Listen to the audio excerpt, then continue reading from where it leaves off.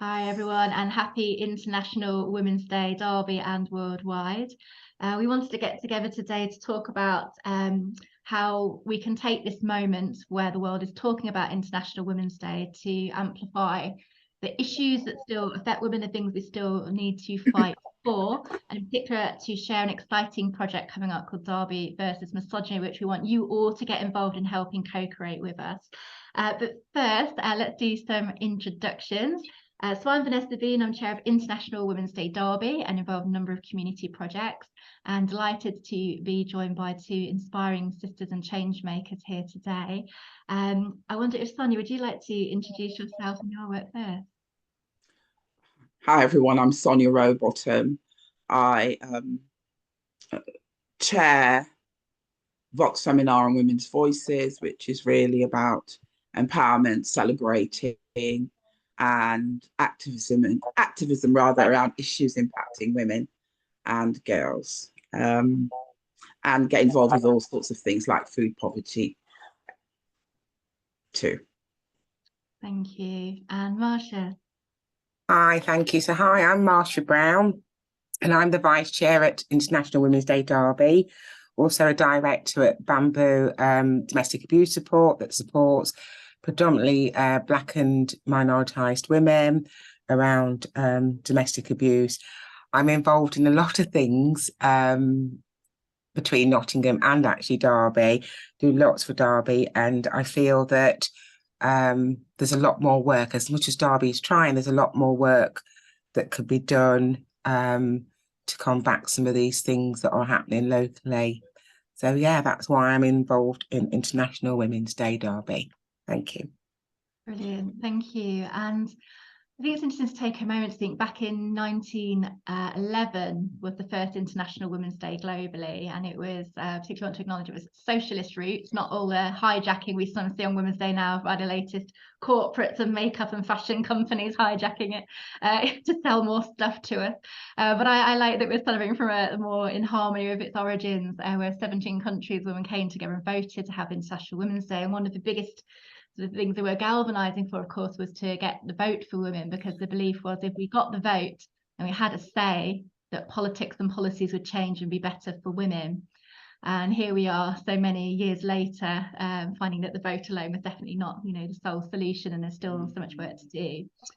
But lots that we are creating change around. So we are going to be creating a Derby versus Misogyny website. There is some funding from Safer Streets pot of money, and we want everyone to pool ideas about what should go on that website to help everyone in Derby, individuals, community groups, schools, educators, agencies, charities, to all share our knowledge collectively and ideas and experiences on how we can disrupt misogyny. So let's start with what misogyny is. I wondered if we wanted to try a bit of word association and thinking about what you all think of when we hear that word misogyny and the ways that it comes out, the examples of it. So would anyone like to start? So with a bit of free. I think hostility and that hatred for women, that kind of jumps out quite strongly for me. Yeah, that word hostility is strong, isn't it? How about you, Sonya? It actually comes from a Greek word, doesn't it? That actually means the hatred of women. I mean, that's the literal translation, but it's also an insidious dislike. It's a hostility that's sometimes lightly veiled with the denial that women are being discriminated against. With Vanessa, you get asked about what about Men's Day, for example, on when you're doing International Women's Day events. People aren't interested in that until that's part of it. It's kind of a veiled hostility, but it is really dangerous because of the extremes of it. It starts with jokes, oh, can't you take a joke? You know, touching people inappropriately, and then it escalates to increasingly violent and vicious acts in lots of circumstances. But it's also being normalized in our culture as well. Yeah. Yeah, really interesting. You mentioned about sort of those strong words of like the hate, prejudice, contempt, mistrust comes up a lot. I think that's really interesting. And mistrust of women. So I know we know in all of the work we do in the community, so often women are not believed when we actually do speak up about something that's happened that has cross boundaries being violating or discriminatory as well. And like you said, Sonia, is that it can be so subtle, can't it? There's subtle forms of it that are not always noticed, but then escalate if they go unchecked as well. What about some of the things around misogyny that we think then need to go on this Derby versus misogyny website? What kind of issues and topics are forefront of your mind that you think these are really important issues we need to pay more attention to in our city? I think sexual discrimination, harassment as a general issue isn't something that the Safer Streets campaign managed to really get to. So I think there's lots of scope there. The everyday sexual harassments that take place. I know that, and we are going to follow up with Derbyshire Police on how's that going. You know, you were reporting hate crimes against women or hate incidences. How is that going? Can you report back to us at some point? But also things like objectification, wolf whistling, and the names that women are called as well. You know, it would be interesting to compile a list of names: ball busters, aggressive, shrills, witches, bitches, bossy, feisty, all these words that women are called. And it describes a behavior that when men do that same behavior, it goes uncommented. So it's looking at the language, it's looking at the practice of misogyny, and it's also looking at the lived experience. I know that's a much loved word or hated word at the moment, but lived experience, you know, what different people are going through from where they are in the world in terms of misogyny. Yeah, so many important things there. And Marsha, how about you? What kind of topical issues are coming up? I know because you run a service that supports women coming forward. What kind of issues would you really like people to be more aware of? I think breaking down those stereotypes, sort of backing up what Sonia's saying as well, is breaking down the stereotypes and the myths, and making it very clear what women are and what women are not.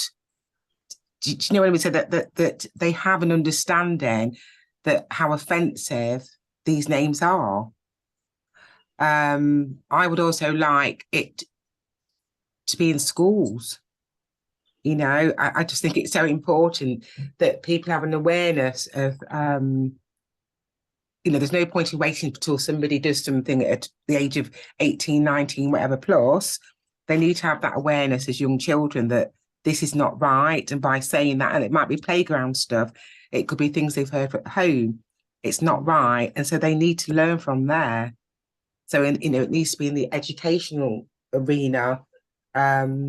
It needs highlighting there. I feel like back in my day, we didn't get anywhere near adequate healthy relationship and sex education. And it's disheartening to see that it's still all these years later since I left school that still there seem to be so many gaps and inconsistencies in what young people are being taught about how to engage with one another as humans. And I know all of us have talked a lot about, you know, the pornification of culture, how young people from a very young age are getting online content that's really confusing and hard for them to absorb, and understanding that normalizes all sorts of things that cause expectations. We're hearing from a lot of people talking about when they start their first relationships or go on a first date, the expectations of women to perform sexually to gratify men is concerning. I wondered if either of you wanted to touch on that, because I know it's a cause close to all of our hearts. You want to go? Yeah. Sonia? Do you want you go first, Marsha? Because No, it's fine. Honestly, you go. Sure. Yeah. I have to be careful in terms of language because this is going out on a general, hopefully to appeal to all ages. So, but I do think that my conversation, I think those people working on the issue of pornification of culture, the normalisation of cruelty and the debasement of women is really the issue I'm focusing on is parents, really. I think parents need to be aware, and I would like parents to anonymously or otherwise contribute to that discussion as to how they coped when it happened to them. Actually, we're doing a survey on this. Hopefully it'll be ready for Saturday, but we'll see.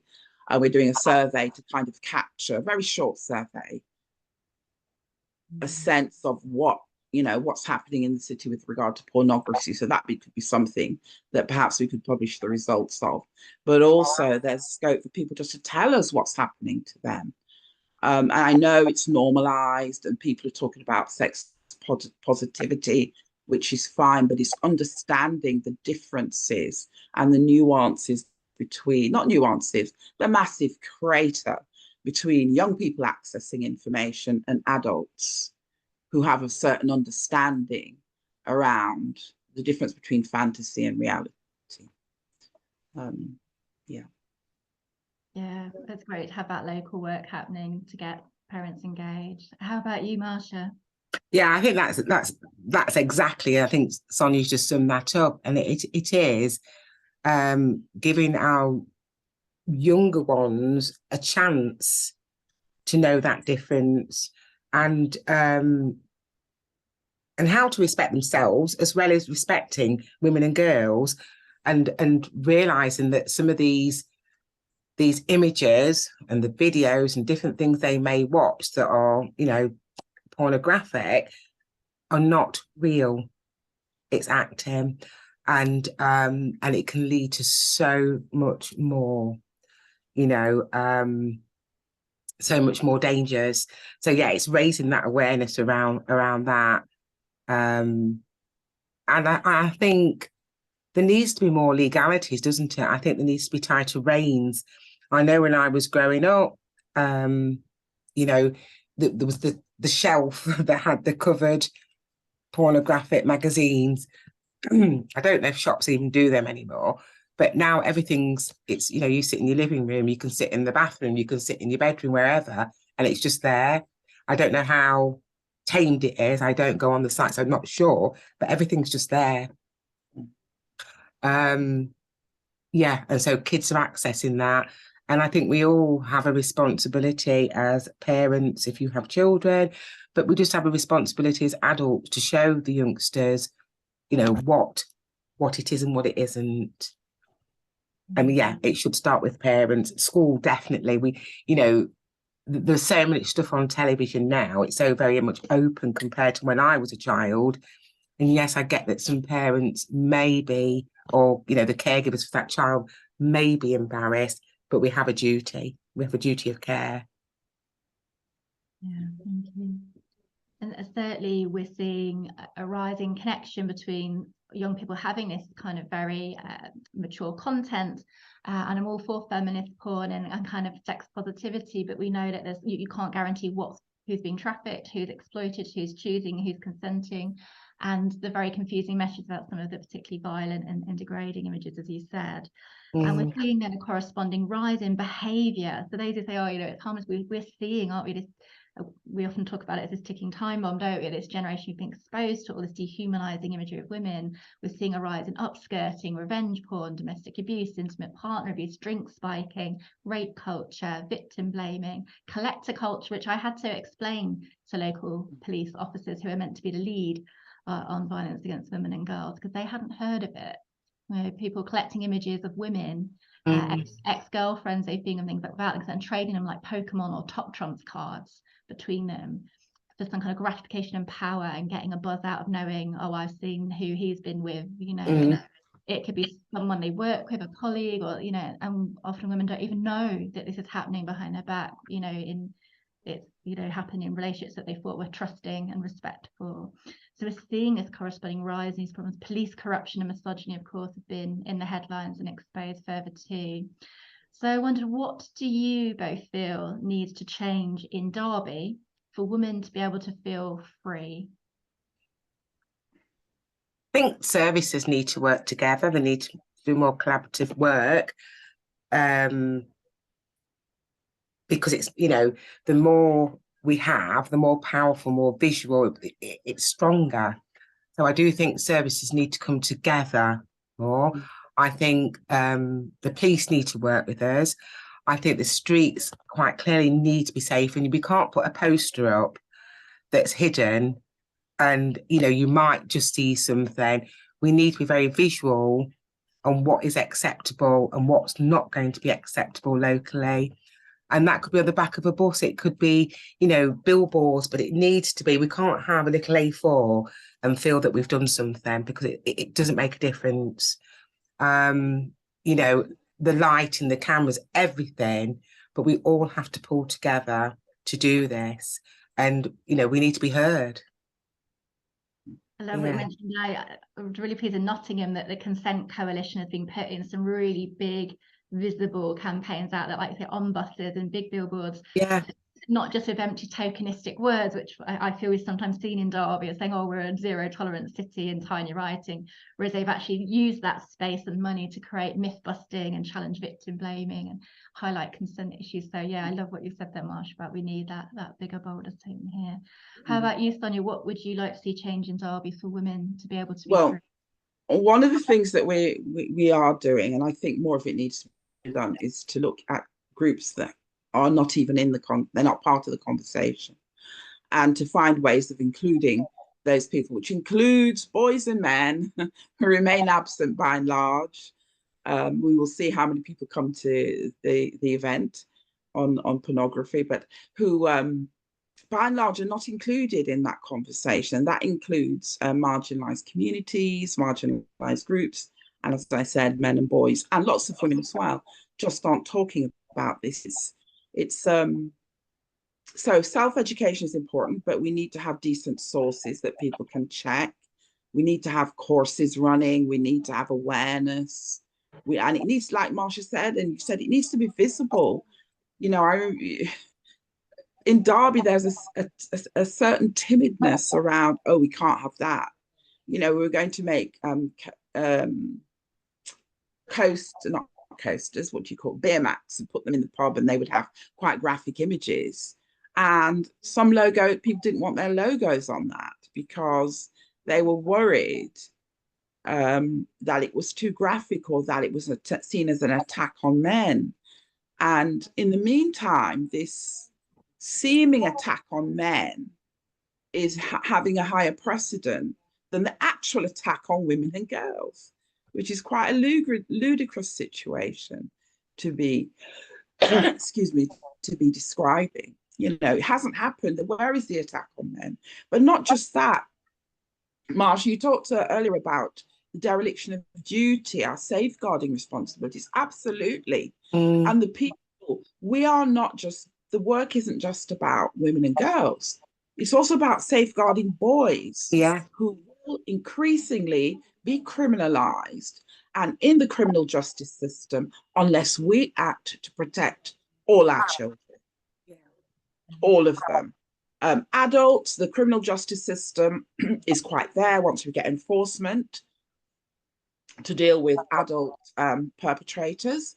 But some children are really victims too. Some of the child perpetrators are also victims. And there's no discussion about that, because in Derby, at least, I don't know, there are other places that are far more proactive. We don't talk about sex even. It's not a subject that we sit and talk to our young people about. So how do you get to porn unless you are having that discussion around sexual safety practices and so on? I have been on some of those websites. I've been to training which uses those websites. Unless you see what's going on and the extremes of what's going on, where the misogyny can lead, well, ultimately, it's the murder of women with misogyny.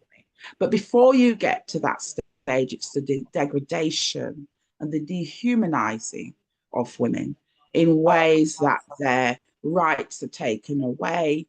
They are like a piece of paper that you can literally crumple, throw in the corner, pick up, straighten out, iron it with a hot iron, make it straight again, crumple it again, and throw it away, with no one intervening to say, this is inhuman. So we need so much awareness raising, and we need to, the better laws. We've been waiting for these laws. They're doing a slow creep through Parliament, through the House of Lords. Every day we're thinking, when are these laws going to emerge? And I think a greater sisterhood around the issues as well. And that brothers need to talk to each other about what they're saying, what they're doing. and certainly what they're watching, in terms of what their children might have access to. People leave their computers on with things. The kid goes and clicks and find the website that they were on. There are lots and lots of resources available to restrict mobile phone use and so on. People don't know about them and aren't using them. So there's so much work to be done. In Derby, I think we're starting from ground zero with this work. We've both touched on the role of men there as allies, and something that I really notice is that if I'm speaking up about issues of misogyny or supporting women who are speaking about what's happened to them, I'll have privately some of men come and going, "Oh, that's good, we're with you," but they won't say it publicly, and that's something I just find really interesting to sort of notice.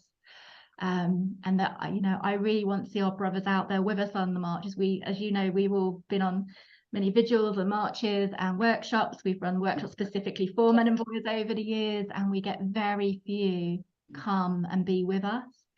And I think that's something I want to encourage everyone as I was to talk about more, how painful that is for us as women, that the men in our lives and our communities aren't out there with us enough. What would you like to see men and boys doing? If we think about really specifically, what kind of things would you like to see? I think being part of it and, you know, calling it out, but having the strength to and the tools to, having someone they can sound off to if they, without guilt, because, you know, we're not saying all men are bad, we're not saying all boys are bad. That is not what we're saying. What we want is a society where we all feel comfortable and, you know, sort of erase this nonsense that men can't be part of these groups without it being sexualized again. You know, it is just, they are working to support. They're not domineering us. We're not domineering them. We want them to be part of this, to make this place, a better city, to be safe. Also to educate and raise that awareness with our youngsters and our young men and young boys, that they don't go out there and then get a criminal record because they've done something that they didn't realise that they couldn't do because nobody's spoken to them about it, and because there's no literature, there's no science, there's no nothing there. They have an understanding. So yeah, to see the male allies would be great. Yeah. How about you, Sonya? What would you like to see men stepping forward? For me, everything starts in the home. And for those men who are practicing misogyny, even if it's you're the wife or you're the partner, you should cook, or you're the daughter, you can't ride a bike, or whatever it might be, if you are practicing misogyny in your home, you are creating that culture that leads to negativity, low self-esteem, and contributing to a culture that's so pervasive. I would like men really to educate themselves and to really talk to each other and to get together with their feelings. Men, you are human. You can cry if you want to when you're hurt.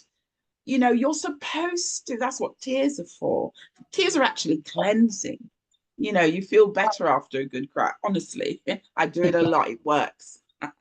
But it starts with the individual, I suppose, getting in touch with their own feelings, assessing why it is they might be behaving the way that they are, taking into consideration things that happened to them, that hurt them, that caused them to, perhaps they saw their mother being beaten, perhaps they saw, you know, it starts with the individual and then with other people. And then you bring that out into society, and your children will be, again, more aware of and they can talk to you and you can talk to them.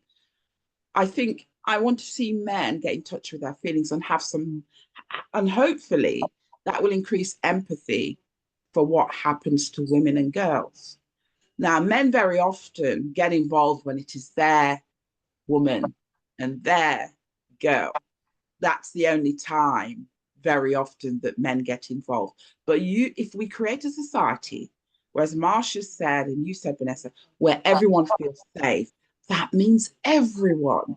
It means your daughters and wives and partners and girlfriends, and it means mine, and it means Marsha's, and it means everybody's will be safe. That's the thing about safety. it's like a virus, it spreads and everyone benefits from that, not just women. And no, we are not men haters, we're not beating up on men. I really do have a massive concern about the number of young men that in a few years will be facing convictions for assaults on women of all kinds because they have been educated by extreme information and a society that has done nothing to protect them. I am protecting mine. Please, everybody, protect the people that you love so this does not happen to you. Get skilled up, do a course, there's information online, reach out and grab it, and don't let your children or yourself indeed be harmed by this. And I guess that's what I want for everybody, men too, all of us.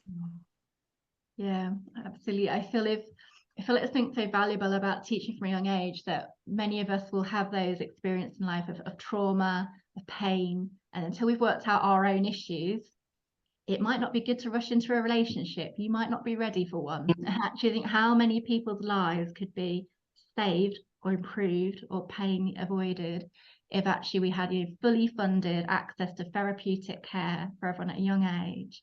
We would be, I think, much more healthy behaving adults or adolescents to engage in relationships with one another, and that's why that's definitely on my wish list. I want to talk a little bit next about the language we use. So particularly in recent years, this term VAWG, VAWG, violence against women and girls, has been going around, particularly from government and agencies responding to some of the high profile cases where we're promised lessons will be learned as if women's bodies are just lessons. And I, as you both know, I have it irks me because when we say violence against women and girls and we hear this statistic, 1 in 4 women will experience partner abuse in their lifetime, it makes it sound like it's a normalized part of womanhood, just part of the experience, as much as other things, it might be part of being a woman. And we don't name who's doing it. I find that fascinating in our culture in this country. We don't name it. It's just, it could be a ghost doing it. Violence against women and girls, 1 in 4 will experience it. And I think really we're not naming it as misogynist violence or male misogynist violence against women and girls. We seem to be avoiding the issue. And I wondered what your thoughts were on this language, this VAWG term that's being used in recent years.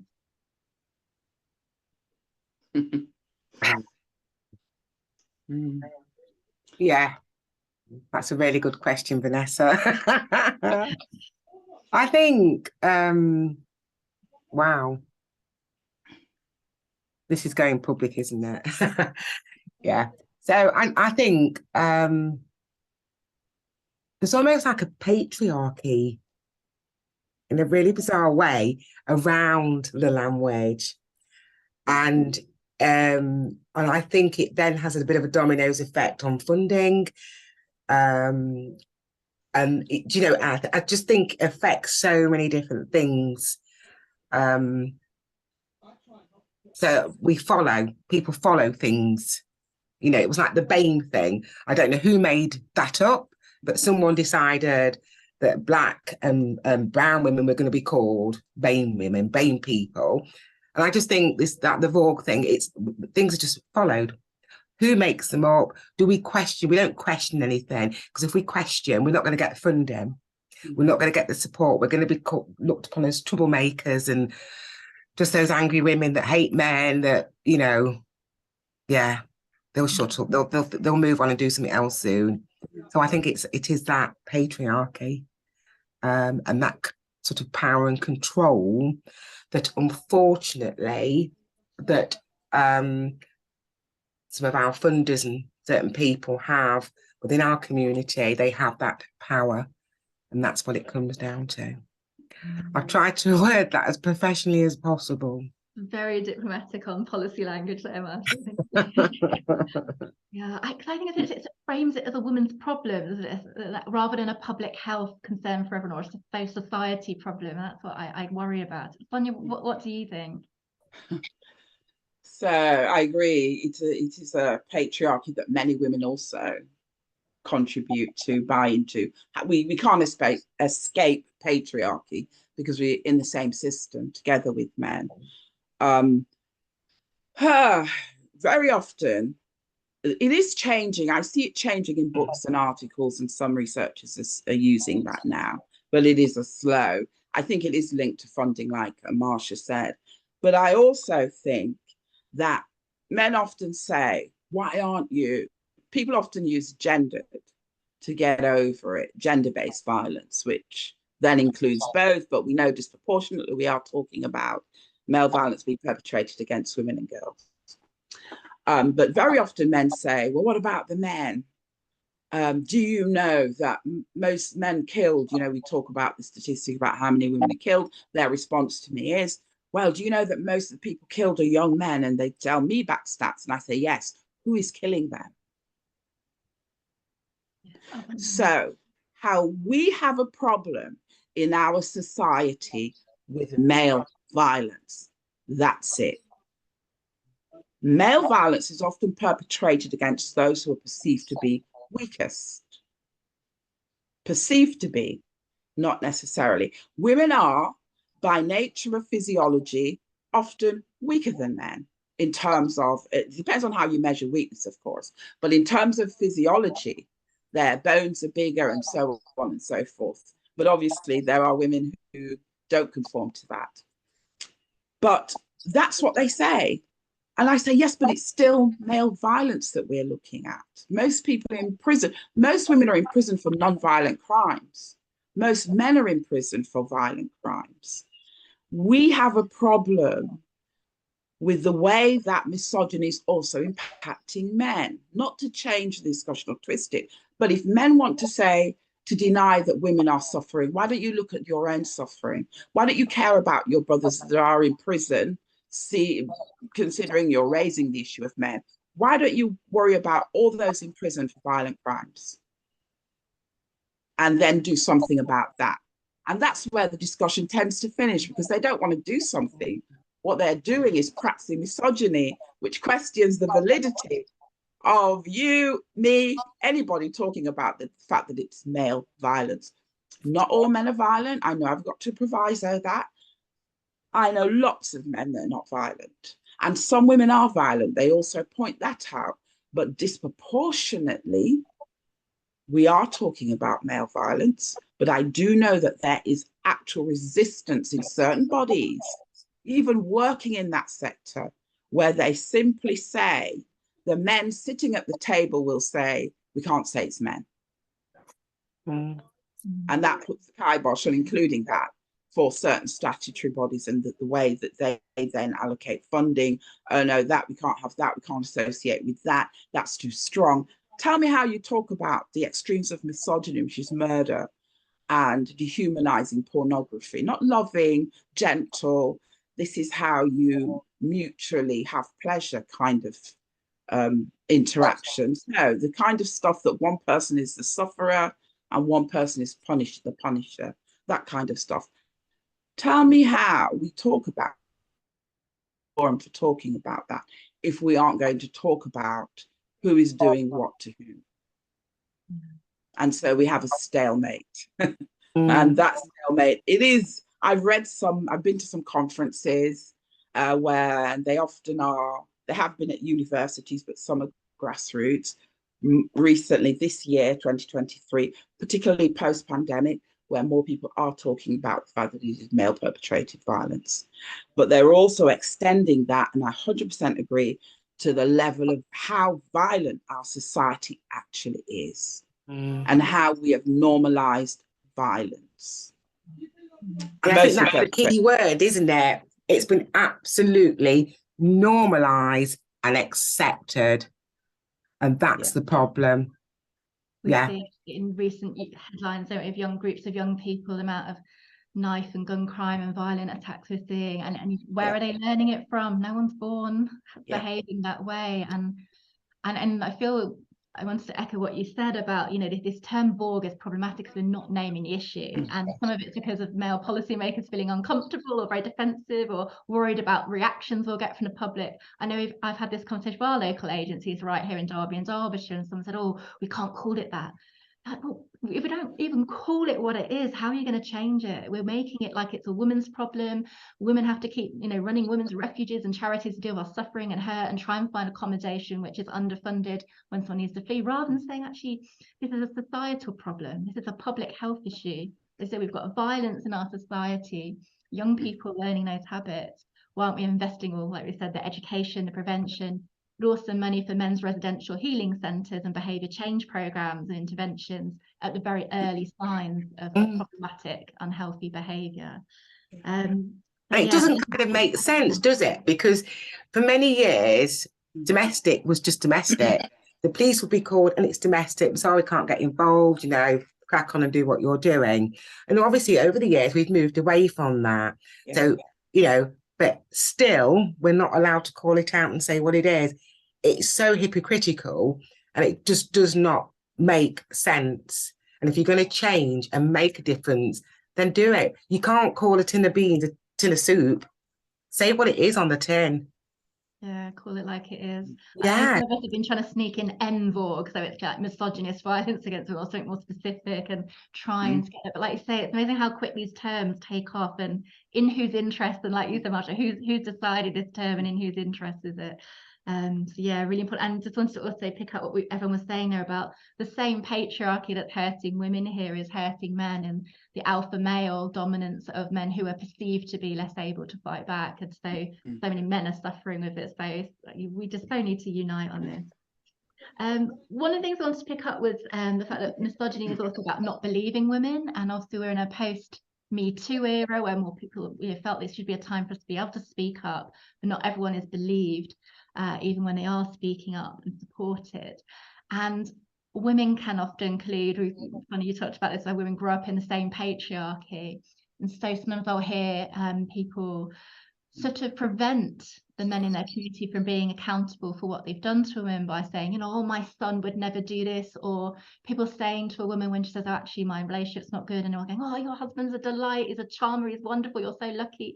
Because there can be this kind of Jekyll and Hyde dynamic that I wanted to touch on it and get your thoughts on, where it seems to be so hard for people to believe things when it comes to light that a man has violated a woman, and whether or not she wants to go through the police route or alternative community intervention or transformative justice approaches, that there's this cognitive dissonance. People have only seen this charming, engaging, interesting, guy who seems great, and just can't seem to conceive of the idea that he may have behaved this way, which is real behaviour to then engaging someone, helping them to get therapy and behaviour change and move forward, and to acknowledge the victims. What are your thoughts on why it's so hard, and how women often will defend and deny it's even possible for their son, brother, workmate, etc., to have behaved in this way? I think there's obviously shame, isn't there? You'd be embarrassed, there'd be shame. And so they're not, and I think sometimes it's hidden. It's so hidden that if somebody is a law-abiding citizen, or appears to be, and they've got a job as a solicitor or, head of council or supermarket manager, really what people class as a decent job. And when we've gone to dinner parties and you've gone here, they're so lovely. And then all of a sudden, a laddo might have been done, or something may have been done to call this person out, and people, absolutely not.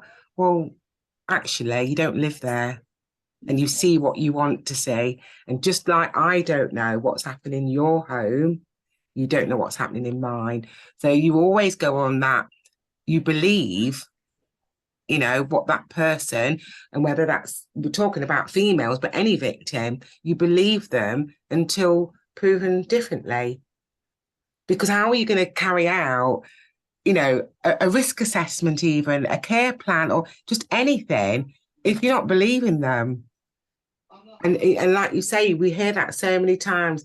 Oh my gosh, I can't believe such and such did that. It's such a lovely man, such a lovely person, and he helped me and do that. But sometimes they hide it. If it's not a governed body thing, these things can be hidden. And people are really good at doing that because they're offering vulnerable people things. And so it's hidden. And so you wouldn't believe that that person would, but actually just scratch the surface a little bit and you'll actually see the damage and what they're doing. Sonya, do you want to come in on that one? I think, gosh, so the question, please repeat the question again, just that so many things are running through my mind. I know, isn't it? We could do a whole conference on this all day. It's huge, but it was about, what can we do about this disbelief of women when women speak up, and even women sometimes defending their own sons, brothers, workmates, friends, because they just cannot believe it's inconceivable to them that a man they know as a good guy may have behaved differently to another woman and violated her. I think, having done so many outreach sessions publicly in the streets of Derby, and you see people making a beeline away from you, avoiding you, not looking at you in the eyes. I think that people feel overwhelmed. It is so commonplace and so normalized that if we were to really come to grips with violence against women, girls, misogyny, think of the guy that goes in with a bag full of, goes into a pub for a night, as part of his preparations for a night out. He brings a drug that he will spike several women's drinks for the hell of it, to see them be sick, to see them in pain, to see them, how it's going to affect them. How can that be your thought when preparing for a night out? And yet there is an incident that I'm aware of where 35 girls were exactly affected at a single event. And that person must have gone round, dropped it in all the drinks randomly, then sat back and watched what would happen. That is a very cruel and dangerous person. And it might be a good person. It might be somebody who's studying at university, no doubt. Somebody who's going to come out to be a lawyer, a doctor, or some kind of bigwig. It doesn't make them a decent person. But I also think that people are overwhelmed by what they know, that it's so commonplace. Somebody will know everybody. Everybody will know somebody, rather, who's been affected in their families, in their friendship group. So many films are made about it that it's almost desensitized the nation to it as well. But most of all, I think that people don't understand charisma and narcissism and the roles that they play. A serial killer like Fred West was able to attract women into his car, not by being a monster, but by being nice. Ted Bundy, the same thing. People are nice to other people that they're not going to kill, murder, and attack. That's how charismatic serial murderers and misogynists work. They're not going to be nasty to you. They'll buy you a drink in the pub. They'll be a good old boy in the pub. But when they get home, that wife is walking on, shards of glass until the door opens to see what kind of mood. The children are cowering. The same nice guy. So we have to believe it. We shouldn't wait until it happens to us or our daughters or our friends before we believe it. We have to believe women.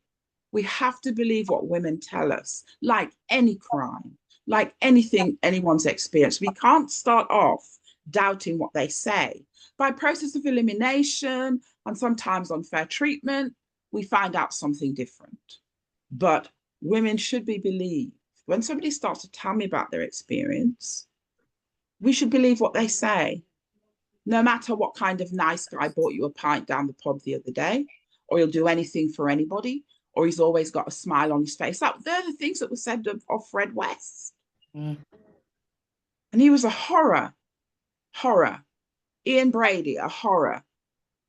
Adolf Hitler, he was nice to the people that he was nice to. And then the other people that he didn't like and he wanted to harm, he was horrific to. So these people do exist, and they are able to hide their poor behavior, their wretchedness, their misogyny, their murderous intent, their sadism from people by putting on a mask of normality. in order to pass and get by and have access to increasing numbers of people. So we have to believe it. And frightening though it is by knowing and understanding that these people are real and they walk amongst us, that we then end up doing something about it. If we put our heads in the sand, it will become closer and closer to our own doors and the people that we love. We shouldn't wait till that happens.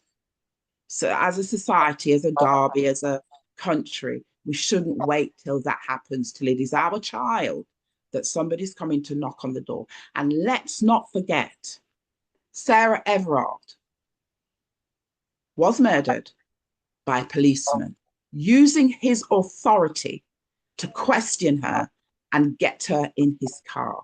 And I'm sure he was a nice person to other people too. And many serial killers have wives at home, have children, have wives at home and have children. And yet they can go out like the Yorkshire Ripper and murder other people.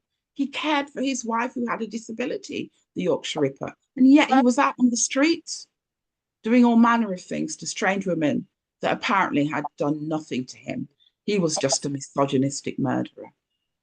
It's real. No, I know I sound dramatic, but I don't know how else to say it's real. Just look at all the cases. It's there. The evidence is there. Nice persons can be horrible when the curtains are closed and nobody's there to see what they're doing. And they walk amongst us. Definitely. Yeah. I think agencies as well. I mean, that you've put that out so brilliantly. But I think agencies as well can play a huge part in that.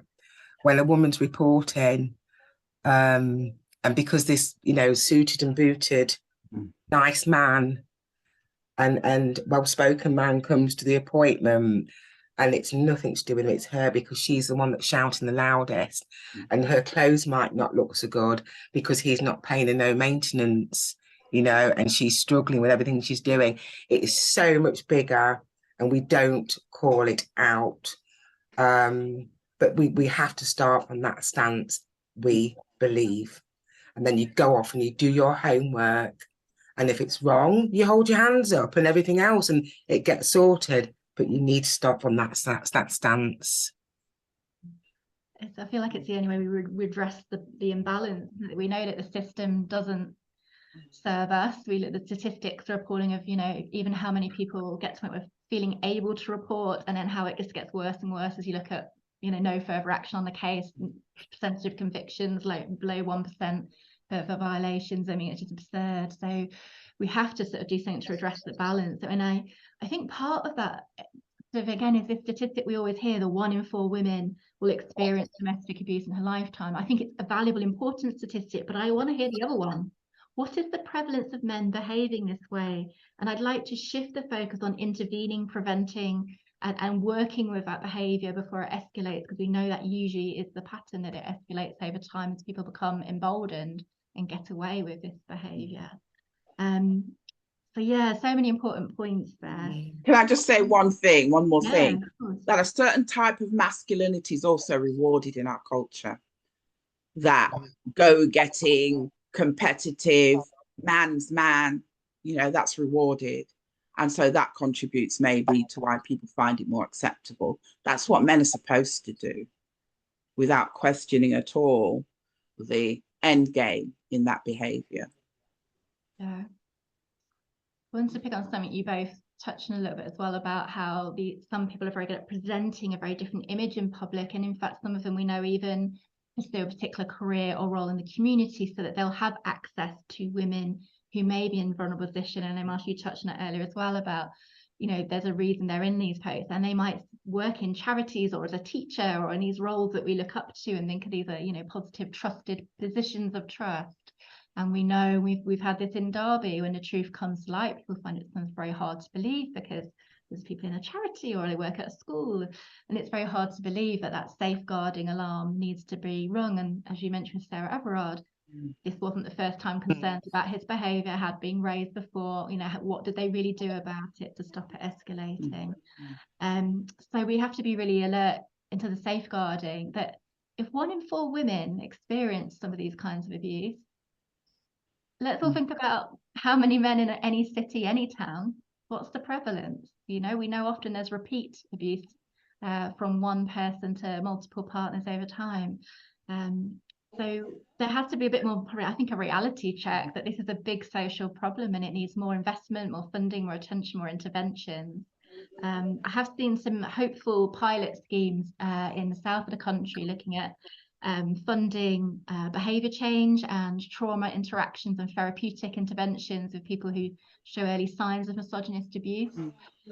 We know there's very limited funding at the moment, often for what are termed the very few high-risk offenders, but of course it's coming so often too little too late, and it's only reaching people at that point where things have, you know, already gone way too far. So to end on a more hopeful note, I'm wondering, what are your hopes in terms of seeing positive projects and initiatives and the kind of things you'd love to see everyone in Derby sending in to share on this website to make a difference? What are your hopes?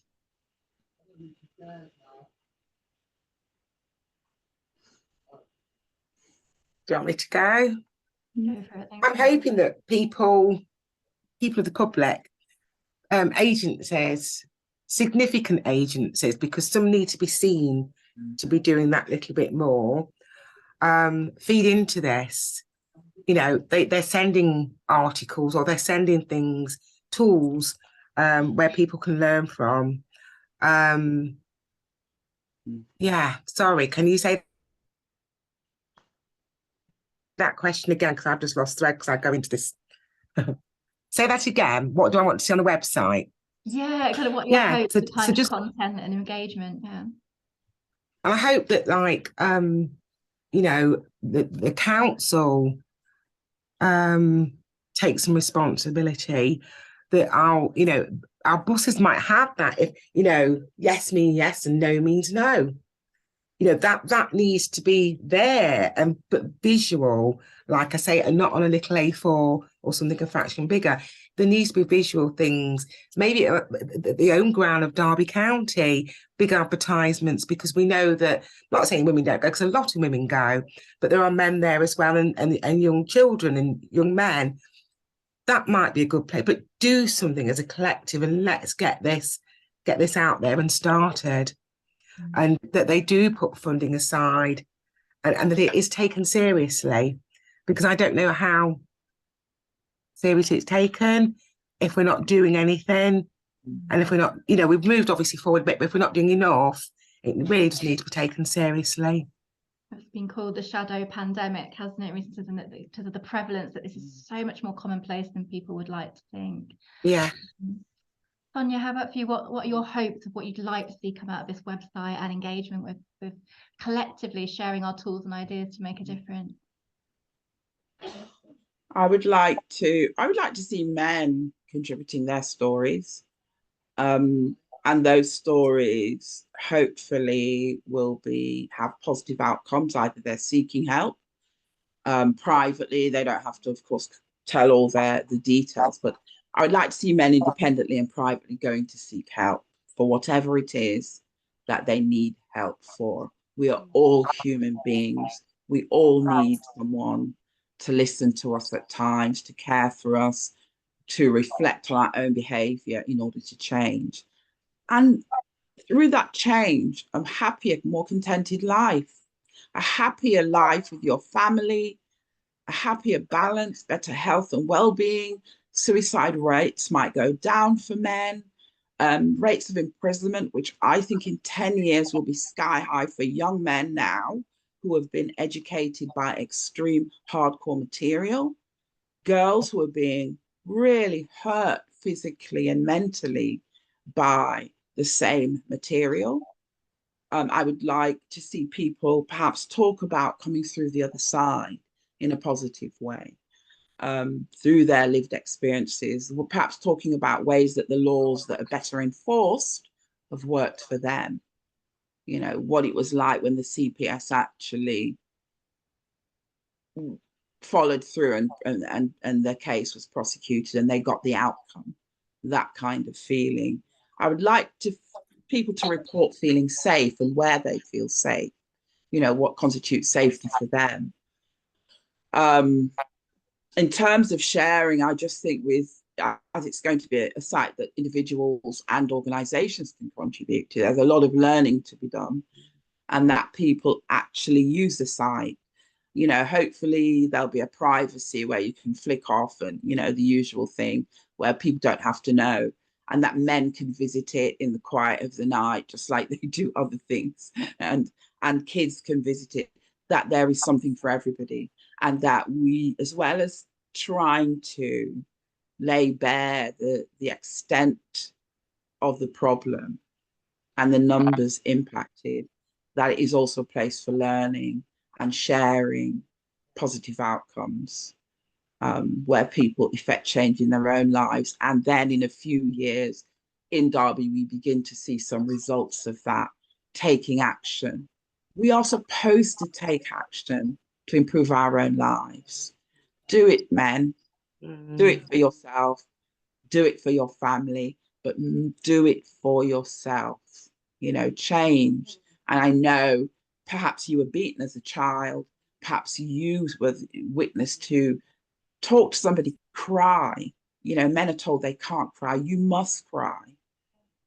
You know, if you need to cry, do it. Stop telling your sons to man up, be a man, don't cry, all of that rubbish. Humans cry. You know, humans cry. Humans have feelings. Humans need to be hugged and touched and comforted, and to have nice things done for them. Nice things come from them. I just want to save a society for everybody. Nobody's hating on anybody here. We live in this society together. So let's collectively make it a safer, nicer experience. We're all here for a limited time. Let's make it better. And it is up to us. There's no magic wand, no godfather or godmother or god person coming in to wave a wand like Cinderella. It is up to us.